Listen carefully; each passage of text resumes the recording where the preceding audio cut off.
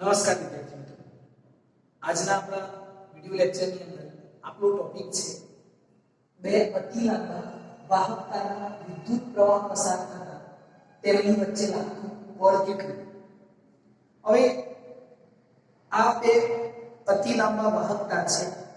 આ એક વાહકતા, આ બીજો વાહકતા ખૂબ જ લાંબા છે. હવે એમાંથી વિદ્યુત પ્રવાહ પસાર થાય છે તો આમની વચ્ચે કેટલું બળ લાગશે? આમની વચ્ચે કેટલું બળ લાગશે? તો એ બળની ગણતરી સમજવા માટે ધ્યાન આપજો. જો અહીંયા આ એક તાર છે, આ બીજો તાર છે. આ તાર 1 અને આ તાર 2. હવે તાર 1 ની અંદર વિદ્યુત પ્રવાહ પસાર થાય છે આ દિશામાં. કેટલો વિદ્યુત પ્રવાહ I1? આની અંદર આ દિશામાં કેટલો વિદ્યુત પ્રવાહ I2? બંને સમાન દિશામાં પસાર થાય છે વિદ્યુત પ્રવાહ. ઓકે, હવે આ વિદ્યુત પ્રવાહ જે છે આની અંદર પસાર થાય છે તો આપણે જાણીએ છીએ કે વિદ્યુત પ્રવાહ એ ચુંબકીય ક્ષેત્રનો સ્ત્રોત છે. એટલે જેવો પ્રવાહ પસાર થશે એવું જ એની આસપાસ ચુંબકીય ક્ષેત્ર ઉત્પન્ન કરશે. શું ઉત્પન્ન કરશે? ચુંબકીય ક્ષેત્ર. આપણે જાણીએ છીએ કે જો પ્રવાહ સીધી લાઈનની અંદર ગતિ કરે તો ચુંબકીય ક્ષેત્ર એની આજુબાજુ વર્તુળાકાર ઉત્પન્ન થાય. જો પ્રવાહ વર્તુળાકાર ગતિ કરે તો ચુંબકીય ક્ષેત્ર સીધી રેખામાં. હવે અહીંયા જો સમજો ધ્યાનથી, આની અંદર પ્રવાહ આ દિશામાં ગતિ કરે છે, આ દિશામાં ગતિ કરે છે. તો આના કારણે જો આ પ્રવાહની દિશા તો જમણા હાથના નિયમ મુજબ ચુંબકીય ક્ષેત્ર આની આસપાસ વર્તુળાકાર રહેશે. પણ કઈ બાજુ? આમ અંદરની બાજુ. આ પ્રવાહ ચુંબકીય ક્ષેત્ર કઈ બાજુ છે? અંદરની બાજુ છે. તો આના કારણે પ્રવાહ આની અંદર વહે છે તો એના કારણે જે ચુંબકીય ક્ષેત્ર ઉત્પન્ન થાય છે એ કેવી રીતનું? એની આસપાસ જો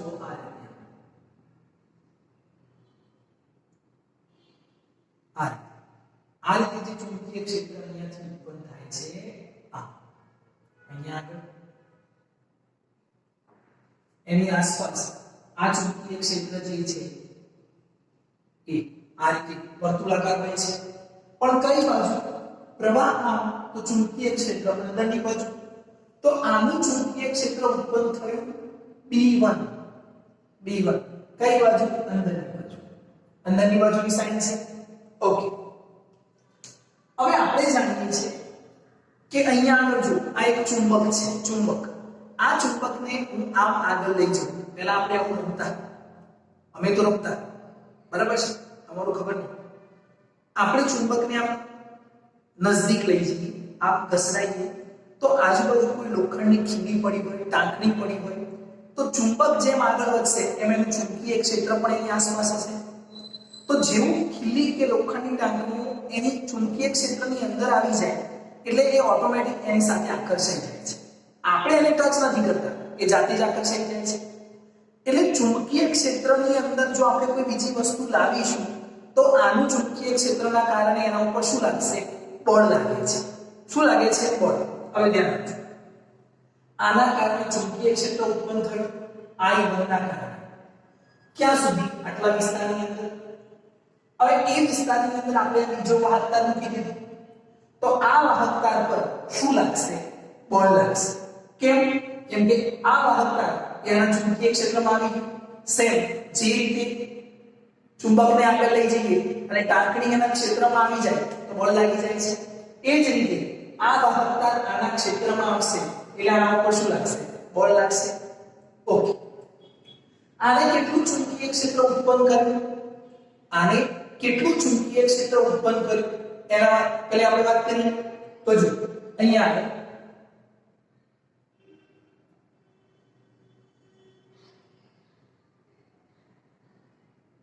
વાહકતાર 1 ને લીધે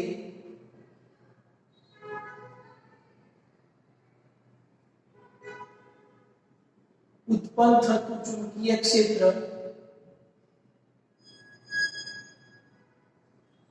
વાહકતાર 2 પાસે કેટલું છે?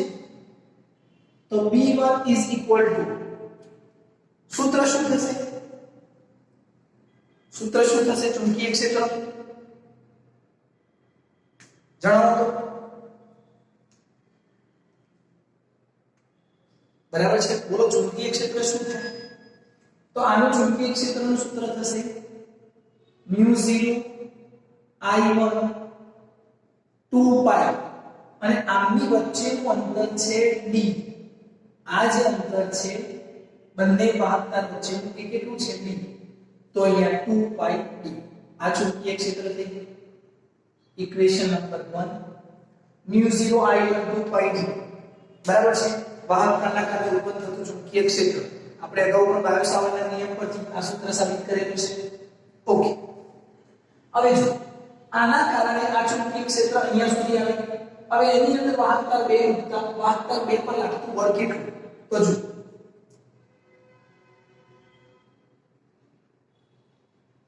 B1 ને કારણે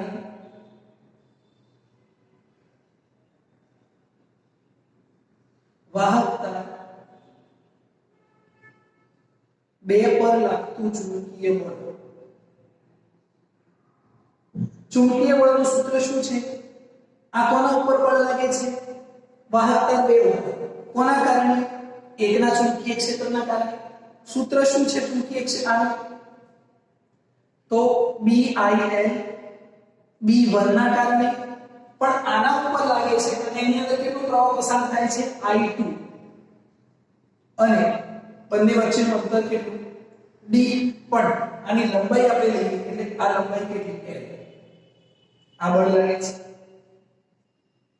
આને ઇક્વેશન નંબર 2 આપી દઈએ આ વાહકતા 2 ઓકે ફરીથી સમજો આના કારણે ચુંબકીય ક્ષેત્ર કેટલું ઉત્પન્ન થયું 8 આ ચુંબકીય ક્ષેત્રમાં આ વાહકતા મૂક્યો તો આના પર લાગતું બળ કેટલું તો વાહકતા 2 પર લાગતું બળ એકના કારણે કેટલું તો લોરેન્સ બળ પરથી આપણે આ સૂત્ર મૂક્યું છે BIL પણ કયા ચુંબકીય ક્ષેત્રને કારણે લાગે છે B1 ના કારણે કોના ઉપર લાગે છે વાહકતા 2 ઉપર અને એની અંદર પ્રવાહ કેટલો પસાર થાય છે I2 અને એની લંબાઈ કેટલી છે l ઓકે હવે જો B1 ની કિંમત 1 માંથી 2 માં મૂકીએ તો જો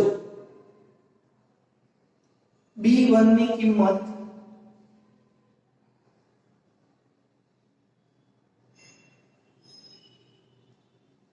2 માં મૂકતા શું મળશે F21 is equal to B1 ની જગ્યાએ આ કિંમત મૂકી μ0 I1 I2 μ0 I1 પછી અહીંયા I2 છે બરાબર L અને 2 પાઈ d 2 પાઈ d આ થઈ હવે આને હું લખું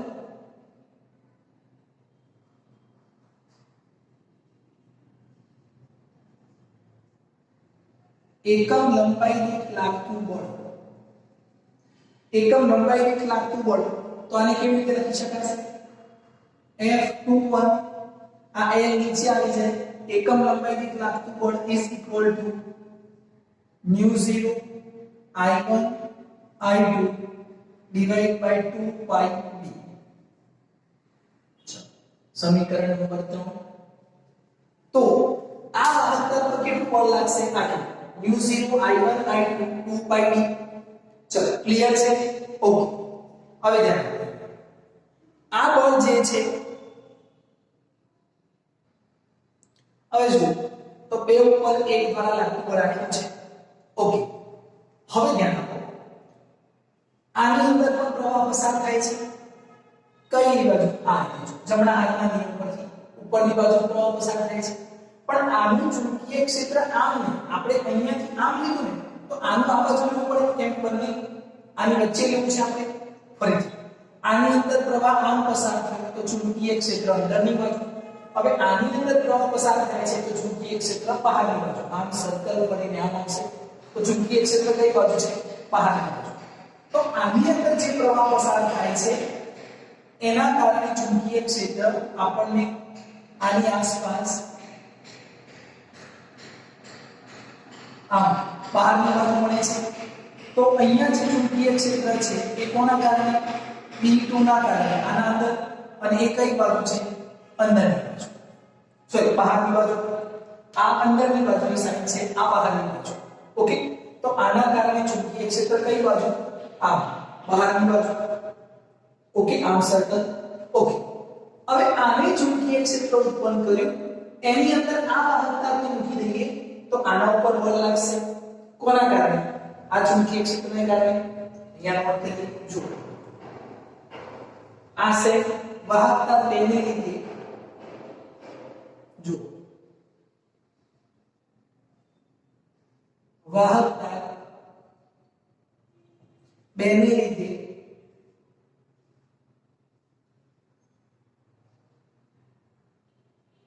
વાહકતા 1 પર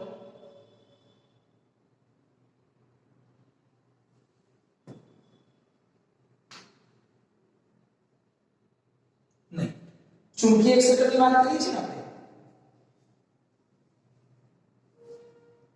તો વાહકતા 2 ને લીધે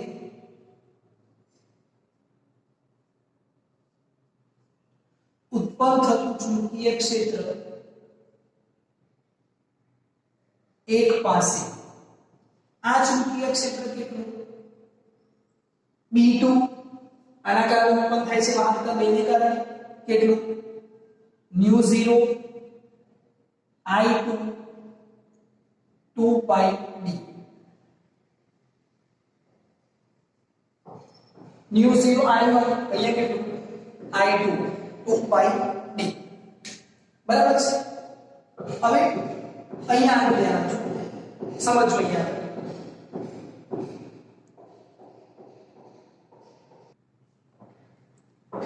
તો ધ્યાન આપજો મિત્રો અહીંયા આગળ આના કારણે ચુંબકીય ક્ષેત્ર કેટલું ઉત્પન્ન થયું અહીંયા આગળ આટલું કઈ બાજુ બહારની બાજુ હવે આના ચુંબકીય ક્ષેત્રની અંદર આ વાહકતા મૂકી દઈએ કયો વાહકતા 1 તો એના ઉપર લાગતું બળ કેટલું તો જો B2 ને કારણે 1 પર લાગતું બળ અહીંયા નોટ કરીએ કે B2 ને કારણે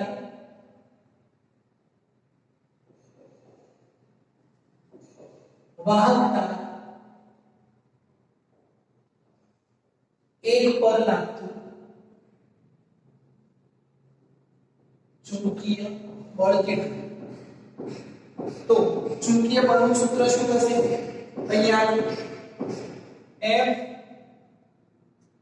F12 1 પર 2 ના કારણે લાગતું બળ is equal to B2 પ્રવાહ આની અંદર કેટલો પસાર થાય I1 એ 5 હવે B2 ની કિંમત 5 માં મૂકી દઈએ ધ્યાન આપજો B2 ની કિંમત 5 માં મૂકતા શું થશે F12 is equal to આ જ રીતે તમને ફોર્મ્યુલા મળશે μ0 I1 I2 L divided by 2 pi d તો એકમ લંબાઈ દીઠ લાગતું બળ કેટલું થાય μ0 I1 I2 divided by 2 pi d okay ચાલો આટલું બળ મળી ગયું ફરીથી સમજો જ્યારે બળની ગણતરી કરીએ તો બે ઉપર એકના કારણે લાગતું બળ એટલે ચુંબકીય ક્ષેત્ર કોનું આવે એકનું પણ આની અંદર બળ કેમ લાગે છે તો એના અંદર પણ પ્રવાહ પસાર થાય છે એ પ્રવાહ કેમ લેવાનો I2 મિસ્ટેક ન થાય તમે અહીંયા I1 લઈ લેશો તો સમીકરણ સેમ નહીં બને બરાબર છે તો આ ધ્યાન રાખો હવે જો આ સમીકરણ નંબરની આપણે સમીકરણ નંબર 6 હવે એકના ચુંબકીય ક્ષેત્રને કારણે બે ઉપર લાગતું બળ અને બેના ચુંબકીય ક્ષેત્રને કારણે એક પર લાગતું બળ બંને બળ જુઓ આ અને કેવા છે એક સમાન જ છે એક સરખા છે બંને બળનું મૂલ્ય કેવું છે એક સરખું એટલે જો અહીંયા નોટ કરીએ F21 is equal to F12 બંને બળ કેવા છે એક સરખા પણ આમની દિશા એક સરખી છે કે નહીં ચેક કરીએ ખાસ ધ્યાન આપજો કઈ રીતે આપણે એને ચેક કરવું છે. જો આની અંદર પ્રવાહ આમ પસાર થયો એટલે આનું ચુંબકીય ક્ષેત્ર કઈ જગ્યાએ છે? અંદરની બાજુ. ઓકે, પ્રવાહ આમ છે, ચુંબકીય ક્ષેત્ર અંદરની બાજુ. પ્રવાહ આમ, ચુંબકીય ક્ષેત્ર અંદરની બાજુ. અહીંયા આવ્યો. ઓકે, હવે જો હવે ડાબા હાથનો નિયમ ઉપયોગમાં લેવો. આ ચુંબકીય ક્ષેત્ર છે કઈ બાજુ? અંદરની બાજુ. પ્રવાહ કઈ બાજુ છે? ઉપરની તરફ. તો આને આપણે આમ કરી દેવાનું. આની દિશા બદલાઈ નહીં. તમે જુઓ, આમ છે અંદરની બાજુ. હવે આ પ્રવાહને ઉપર કરું તો પણ ચુંબકીય ક્ષેત્ર અંદરની બાજુ છે. આ પ્રવાહ ઉપરની બાજુ, તો બળ કઈ બાજુ લાગે છે? આ દિશા. બરાબર છે? ફરી આની અંદર પ્રવાહ આમ પસાર થાય છે, ચુંબકીય ક્ષેત્ર અંદર છે, તો ચુંબકીય ક્ષેત્ર અંદર, પ્રવાહ ઉપર, તો બળ આ દિશાની અંદર. તો આના કારણે લાગતું બળ જે છે F21 એ કઈ બાજુ છે? આ બાજુ. તો આ જે બળ લાગે છે F21 એની દિશા આમ. હવે આમાં પ્રવાહ આમ પસાર થાય છે જમણા હાથના નિયમ આમ, તો ચુંબકીય ક્ષેત્ર કઈ બાજુ? બહારની બાજુ. તો એના કારણે તાર એક પર લાગતું બળ કેટલું? તો જો ચુંબકીય ક્ષેત્ર બહારની બાજુ. બરાબર છે? અહીંયા સેટ ચુંબકીય ક્ષેત્ર કઈ બાજુ? બહારની બાજુ. બરાબર. પ્રવાહ કઈ બાજુ છે? ઉપરની બાજુ. તો આ પ્રવાહ ઉપરની બાજુ, તો બળ કઈ બાજુ લાગે છે? આ બાજુ. દેખાય છે? ફરીથી એક વાર જુઓ, ચુંબકીય ક્ષેત્ર કઈ બાજુ? બહારની બાજુ. પ્રવાહ કઈ બાજુ? ઉપરની બાજુ. આ પ્રવાહ ઉપર કરી દીધું. આની દિશામાં બદલાયું છે. હજુ પણ બહારની બાજુ છે, તો બળ કઈ બાજુ છે? આ. તો આ બળ જે છે એ કઈ બાજુ લાગે છે? આ કયું બળ? F1. હવે જો બંને બળના મૂલ્યો સમાન છે પણ દિશા કેવી છે? વિરોધી. બરાબર છે?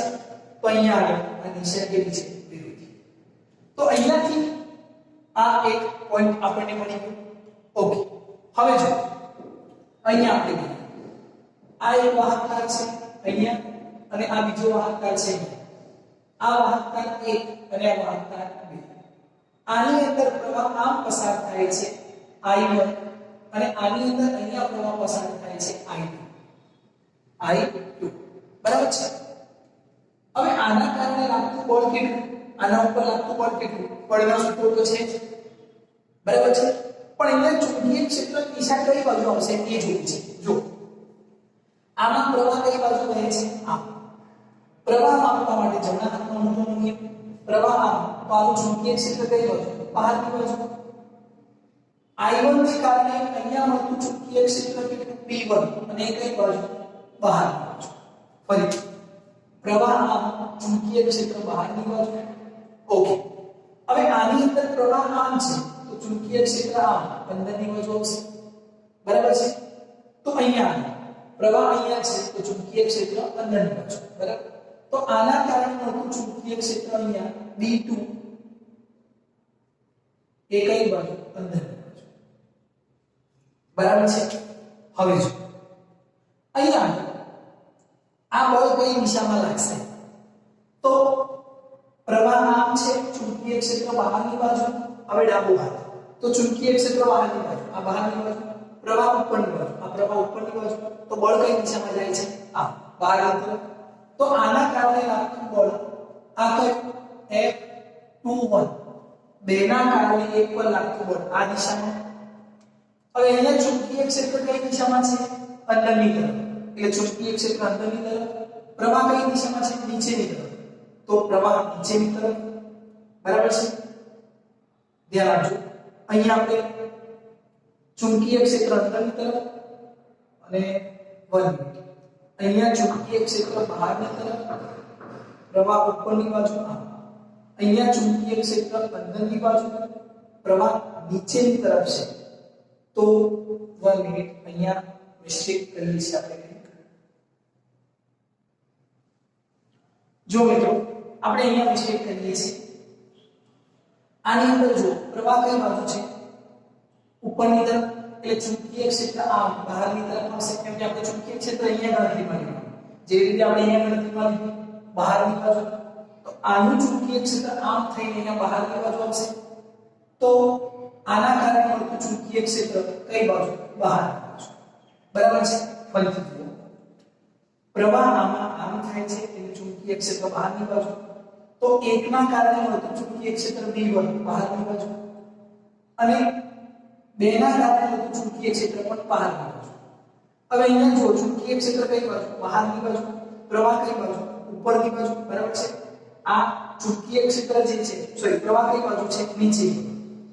ચુંબકીય ક્ષેત્ર બહાર, પ્રવાહ નીચે, બળ કઈ બાજુ લાગે છે? આ દિશામાં. બરાબર છે.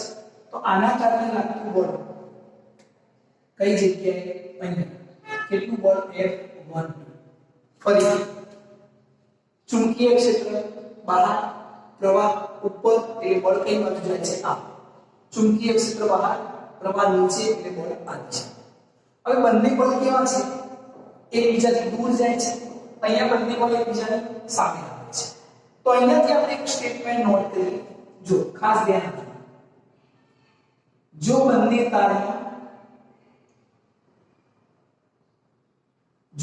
તારમાં પ્રવાહ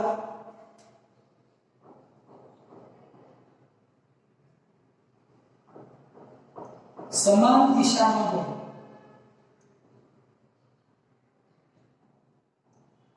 તો આકર્ષણ બળ અને વિરુદ્ધ દિશામાં હોય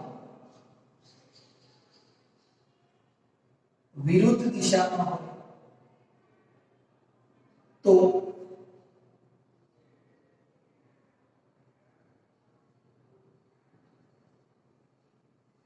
અપાકર્ષી બળ લાગે છે. ખ્યાલ આવશે? બંને સમાન દિશામાં તો આકર્ષણ બળ, બંને વિરુદ્ધ દિશામાં તો અપાકર્ષણ બળ. આટલું ક્લિયર છે? તો આ ધ્યાન આપજો. સમાન દિશા તો આકર્ષણ બળ, વિરુદ્ધ દિશા તો અપાકર્ષણ બળ. ચલો આ ક્લિયર છે? ખ્યાલ આવશે? તો આ ખૂબ જ અગત્યના સૂત્રો છે. અહીંયા આગળ 2:1/IL એટલે એકમ લંબાઈ દીઠ લાગતું બળ છે. તમે લંબાઈ નહીં રહેવા દો તો પણ ચાલી જાય. ઓકે? તો કેવી રીતે આપણે બળની ગણતરી કરીએ છીએ? કોના કારણે કઈ જગ્યાએ ચુંબકીય ક્ષેત્ર ઉત્પન્ન થાય છે અને કેટલું બળ લાગે છે એ ખાસ ધ્યાન આપવાનું છે. બરાબર છે? બીજી અને અગત્યની સૂચના કે ભૌતિક વિજ્ઞાનની અંદર ઘણા બધા પ્રયોગો થયા, ઘણા બધા એક્સપેરિમેન્ટ થયા. પણ આ જે પ્રયોગ છે આપણે એના ઉપરથી 1 એમ્પિયર ની વ્યાખ્યા આપી છે. 1 એમ્પિયર પ્રવાહ કોને કહેવાય? તો ફિઝિક્સ ની અંદર ઘણા બધા પ્રયોગો થયા. આટલા વર્ષોની અંદર ઘણી બધી જગ્યાએ પ્રયોગો થાય છે, અલગ અલગ દેશની અંદર, અલગ અલગ લેબોરેટરીની અંદર. પણ 1 એમ્પિયર ની જે વ્યાખ્યા છે એ કોના ઉપરથી આપવામાં આવી છે? આ પ્રયોગ ઉપરથી. ખ્યાલ આવે છે? તો અહીંયા આપણે 1 એમ્પિયર ની વ્યાખ્યા કેવી રીતે આપી શકાય એ જોઈએ. અહીંયા આગળ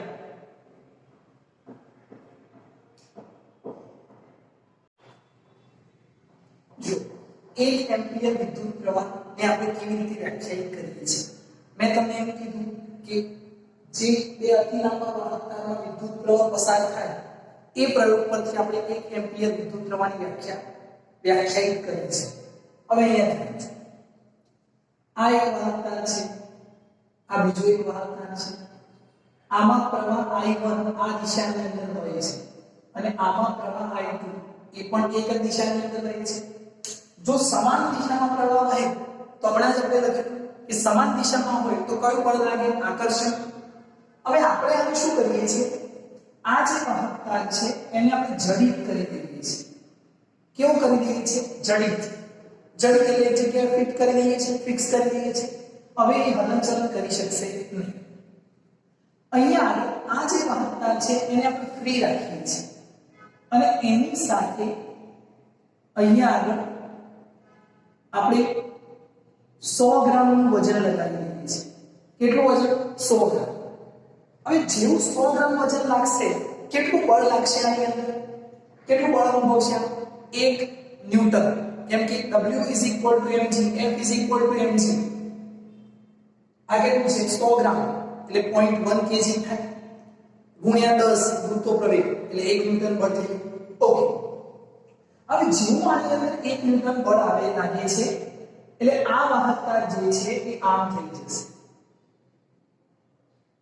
આપણે જાણીએ છે કે કોઈ દોરી આમ સીધી હોય એને આમ ખેંચીએ વજન લગાવીએ તો એ આમ બેન્ડ જશે. આ રીતે કેટલું બળ લાગે છે અહીંયા? F is equal to 1 newton. બરાબર છે. હવે જો અહીંયા એક વસ્તુ આપણે એવું માની લઈએ, ધારો કે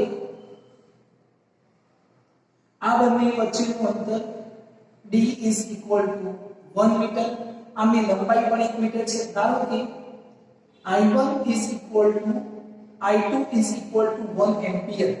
આપણને ખબર નથી, હજુ તો આપણે 1 એમ્પિયરની વ્યાખ્યાયિત કરવી છે, પણ માનો કે આની અંદર પ્રવાહ 1 એમ્પિયર પસાર થાય છે. બરાબર છે. d બરાબર કેટલું? 1 મીટર. લંબાઈ પણ કેટલી? 1 મીટર. હવે બળનું સૂત્ર શું મળ્યું આપણને? તો F is equal to μ0 upon 4 pi 2I1 I2 અહીંયા a divided by d. હવે જો તમે સૂત્ર જોશો તો તમને એવું લાગશે કે μ0 upon 2 pi d હતું, I1 I2 જ હતું, તો મેં આને અહીંયા 2 તો અહીંયા 2 વડે ગુણ્યા અને અહીંયા 2 વડે ગુણ્યા. તમારું ઇક્વેશન આવું હતું, ધ્યાન આપજો મિત્રો. આપણે બળનું સૂત્ર હમણાં જ લખ્યું. કેવી રીતે લખ્યું?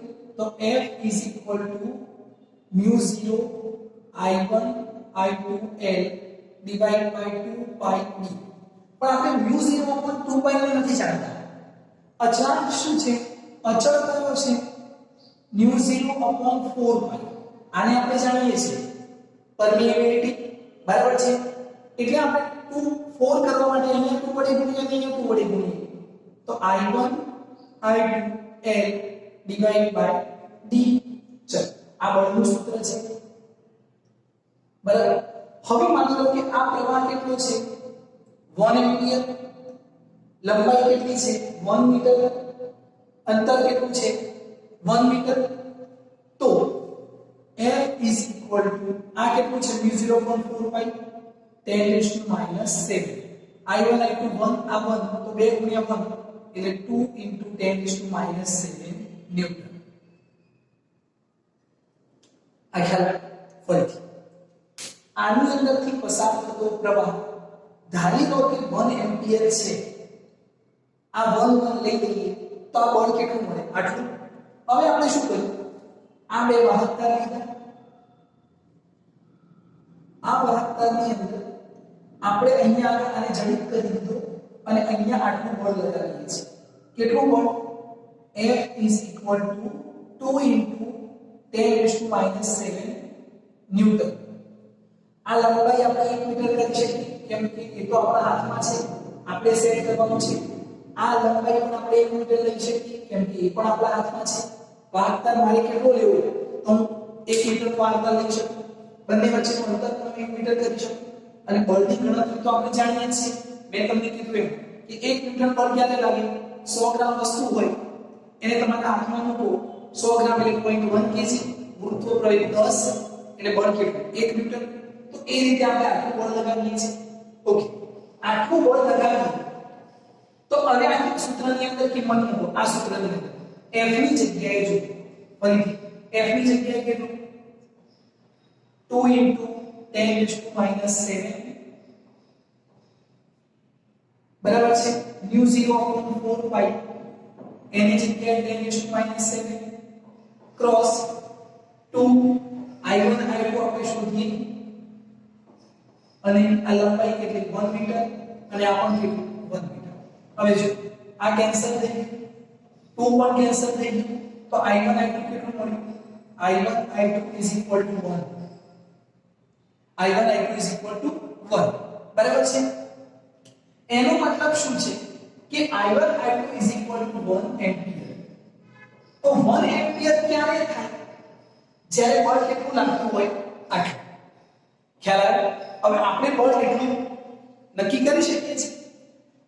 તો આપણે અહીંયા એક માપવાની પદ્ધતિ બનાવી, અહીંયા 1 મીટર બનાવી દીધું. અહીંયાથી જ્યારે અહીંયા જાય છે આટલું બળ લાગે છે ત્યારે પ્રવાહ કેટલું 1 એમ્પિયર. હવે આ બળની જગ્યાએ હું 4 × 10⁻7 કરી દઉં તો જવાબ કેટલો આવશે 2. એટલે એ જે પ્રવાહ છે એને 2 એમ્પિયર કહી દીધું. આ રીતે આપણે પ્રવાહનું માપન કરી શકીએ છીએ. તો 1 એમ્પિયર પ્રવાહ કોને કહેવાય ખ્યાલ આવશે? જ્યારે બળ કેટલું હોય આટલું હોય ત્યારે આમાંથી પસાર થતો પ્રવાહ કેટલું કહેવાય 1 એમ્પિયર. સમજી શકાય છે? તો આ રીતે આપણે 1 એમ્પિયરની વ્યાખ્યા તો અહીંયા લખ્યું એકબીજાથી 1 મીટર અંતરે શૂન્ય અવકાશમાં રહેલા અતિ લાંબા અવગણ્ય આંચકે દ્વારા બે સમાંતર સુરેખ તારમાંથી જે સમાન પ્રવાહોને પ્રત્યેક તારમાંથી પસાર કરતા તારો વચ્ચે 1 મીટર લંબાઈ દીઠ ઉદ્ભવતું બળ જો આટલું હોય, કેટલું બળ હોય આટલું, તો તે વિદ્યુત પ્રવાહને 1 એમ્પિયર પ્રવાહ કહે છે. તો આ તમારે યાદ રાખવાનું છે કે 1 એમ્પિયર પ્રવાહ કોને કહેવાય અને એ આ નિયમ પરથી આવી શકે છે. બરાબર છે? હવે જો આની અંદર કેવી રીતના એક્ઝામ્પલ પૂછાતા હોય છે. અહીંયા જો અહીંયાથી આ એક સ્પ્રિંગ લગાવેલી છે અને આ સ્પ્રિંગની નોક અહીંયા એક બોક્સની અંદર ફિટ કરેલી છે. આમ નીકળી જાય એ રીતે આપણે ફિટ કરેલી છે, લૂઝ છે. એની સાથે અહીંયા એક બેટરી જોઈન કરેલી છે. પ્લસ માઈનસ પ્રવાહ આમ પસાર થાય છે. હવે આ પ્રવાહ જે છે જો અહીંયા થઈ પ્રવાહ આમ આવશે, આમ પછી આ જે છે આમ આવશે અને આમ, એટલે અહીંયા પ્રવાહ આમ છે, ફરીથી અહીંયા પ્રવાહ આમ, અહીંયા પ્રવાહ આમ, અહીંયા પ્રવાહ આમ, આ પ્રવાહ છે. હવે પ્રવાહની દિશા કેવી છે? આ બંને વચ્ચે એકસરખી, આ બંને વચ્ચે એકસરખી, આ બંને વચ્ચે એકસરખી. જો પ્રવાહ સમાન દિશામાં હોય તો એમની વચ્ચે લાગતું બળ કેવું? આકર્ષણ કે અપાકર્ષણ? આકર્ષણ. બરાબર છે? આકર્ષણ હોય તો આ સ્પ્રિંગ સંકોચાશે કે આમ ખુલશે? સંકોચાઈ જશે, કેમ કે આકર્ષણ લાગશે. તો આ સ્પ્રિંગ આમ થઈ જાય છે, સંકોચાઈ જાય છે. ઓકે, તો શું થશે અહીંયા? સંકોચન. આવા તમને પ્રશ્નો પૂછાતા હોય છે. બરાબર? હવે દેખો, જેવી સ્પ્રિંગ સંકોચાઈ જાય છે એવું જ અહીંયાથી આ નોક નીકળી જાય છે, કેમ કે સ્પ્રિંગ સંકોચાશે એટલે અહીંયાથી નીકળી જશે અને આ અહીંયાથી હવે અહીંયાથી જેવી નીકળી ગઈ એવી આ સર્કિટ જો ઓપન થઈ, તૂટી ગઈ. હવે પ્રવાહ પસાર થાય ન થાય? પ્રવાહ પસાર ન થાય તો બળ લાગશે નહીં લાગે. બળ નહીં લાગે એટલે ફરીથી પાછી સ્પ્રિંગ નીચે આવશે અને આની અંદર ફિટ થઈ જશે. તો અહીંયા તમને ઓપ્શન આપેલા હોય કે સંકોચન થશે, કોઈ ફેરફાર નહીં થાય, અલગ થશે કે દોલન કરશે. શું આવ્યો જવાબ? દોલન કરશે. કેવી રીતે દોલન કરશે ખ્યાલ આવે?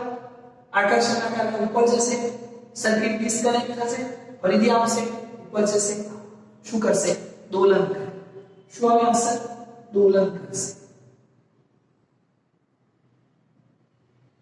તો આવી રીતના તમને આની અંદર પ્રશ્નો પૂછાતા હોય છે.